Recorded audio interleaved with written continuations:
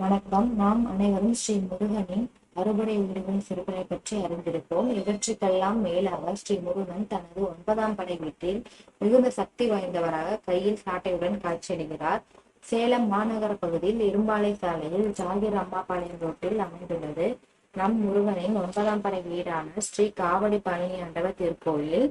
ஆலய நுழைவாயிலின் வலதுபுறமும் இடதுபுறமும் முருகனின் தரிசிக்கலாம். 1961ஆம் ஆண்டு தை மாதம் 10ஆம் தேதி திங்கட்கிழமை மகா கும்பாபிஷேகம் முதலாக இக்கோயிலுக்கு நடைபெற்றது.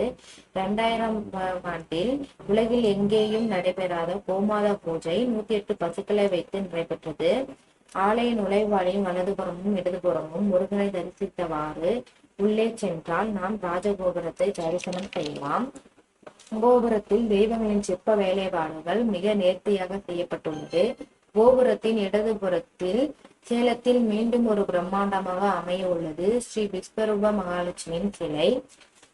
அது மட்டுமின்றி இக்கோயிலில் ஸ்ரீ சிவபெருமான், ஸ்ரீ திருப்பதி வெங்கடாஜலபதி, பஞ்சலோக 18 சித்தர்கள், நவகிரக தோஷ நிவர்த்தி ஆஞ்சநேயர், அலமேலு மங்கை தாயார், ஸ்ரீ தன்வந்திரி, ஸ்ரீ லட்சுமி அயக்ரீவர், சாய்பாபா என அனைத்து தெய்வங்களையும் ஒன்றாக தரிசிக்கலாம். தேவிமார்களும் 108 லட்சுமிகளுக்கும் என தனி சன்னதி இக்கோயிலில் மட்டும்தான் அமைந்துள்ளது.